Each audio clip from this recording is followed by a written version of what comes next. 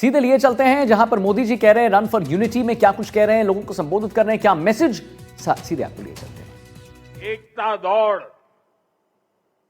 Run for unity, कोटि कोटि भारतीयों का उत्साह।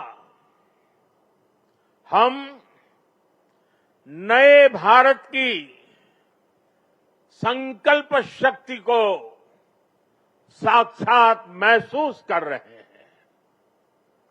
अभी यहां जो कार्यक्रम हुए, कल शाम जो अद्भुत प्रस्तुति हुई, उनमें भी अतीत की परंपरा थी, वर्तमान का श्रम और शौर्य था और भविष्य की सिद्धि की झलक भी थी। सरदार साहब की 150वीं जयंती के उपलक्ष्य में स्मृति सिक्का और विशेष डाक टिकट भी जारी किया गया है। मैं सभी 140 करोड़ देशवासियों को सरदार साहब की जयंती की, राष्ट्रीय एकता दिवस की बहुत बहुत बधाई देता हूं, अनेक अनेक शुभकामनाएं देता हूं। साथियों, सरदार पटेल मानते थे कि इतिहास लिखने में समय नहीं गंवाना चाहिए, हमें तो इतिहास बनाने के लिए मेहनत करनी चाहिए। उनकी ये भावना हमें उनकी जीवन गाथा में दिखाई देती है। सरदार साहब ने जो नीतियां बनाई, जो निर्णय लिए, उन्होंने नया इतिहास रचा, नया इतिहास बनाया। आजादी के बाद 550 से ज्यादा रियासतों को एक साथ जोड़ने का असंभव कार्य को उन्होंने संभव करके दिखा दिया। एक भारत श्रेष्ठ भारत का विचार उनके लिए सर्वोपरि था।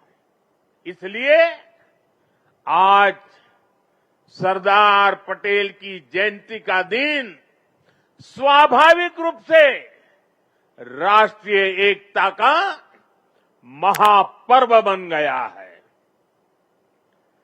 जिस तरह हम 140 करोड़ देशवासी 15 अगस्त को स्वतंत्रता दिवस मनाते हैं, 26 जनवरी को गणतंत्र दिवस मनाते हैं, वैसे ही एकता दिवस का महत्व हमारे लिए प्रेरणा की पल है, गर्व की पल है। आज करोड़ों लोगों ने एकता की शपथ ली है। हमने संकल्प लिया है कि हम ऐसे कार्यों को बढ़ावा देंगे जो देश की एकता को मजबूती दें। यहां एकता नगर में ही एकता मॉल, एकता गार्डन, एकता के सूत्र को सशक्त करते दिखते हैं। साथियों, हर ऐसी बात जो देश की एकता को कमजोर करती है, हर देशवासी को उससे दूर रहना है। ये राष्ट्रीय कर्तव्य है। ये सरदार साहब को सच्ची श्रद्धांजलि है। यही आज देश की जरूरत है। यही आज एकता दिवस का हर भारतीय के लिए संदेश भी है, संकल्प भी है।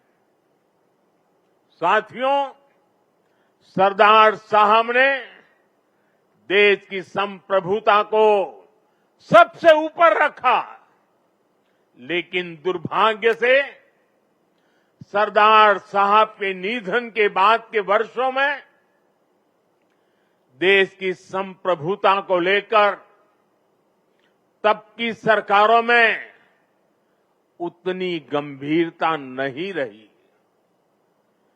एक और कश्मीर में हुई गलतियां, दूसरी ओर पूर्वोत्तर में पैदा हुई समस्याएं और देश भर में जगह जगह पनपा नक्सलवाद, माओवादी आतंक, ये देश की संप्रभुता को सीधी चुनौतियां थी।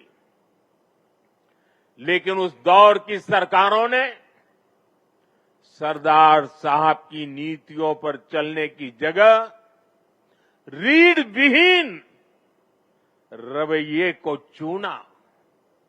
इसका परिणाम देश ने हिंसा और रक्तपात के रूप में झेला।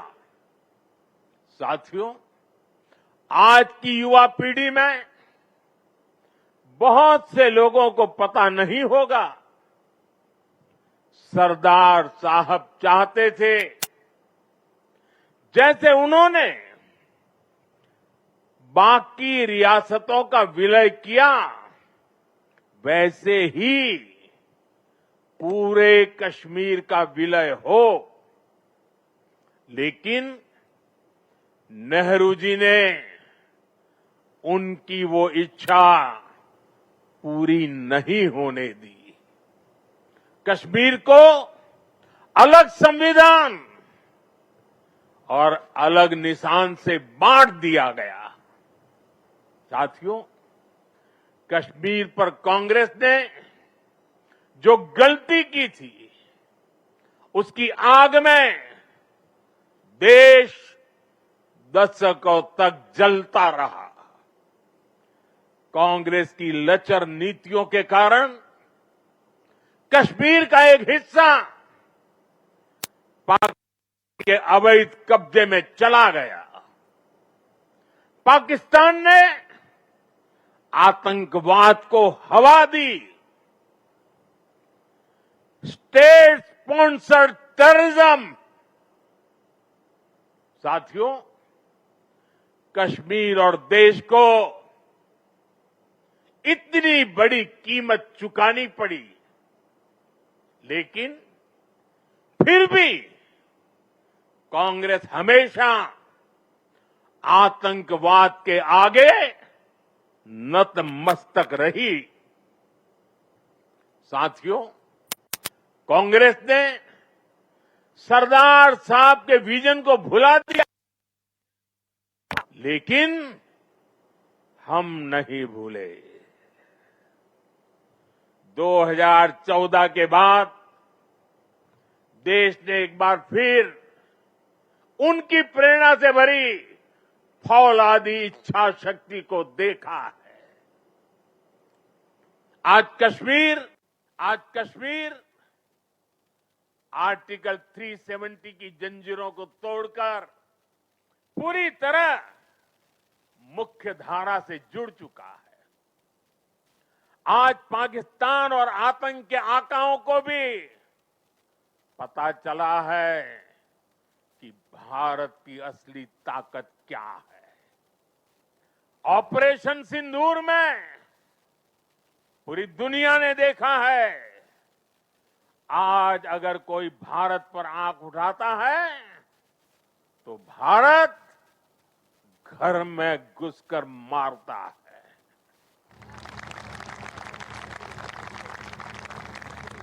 हर बार भारत का जवाब पहले से बड़ा होता है, पहले से ज्यादा निर्णायक होता है। ये भारत के दुश्मनों के लिए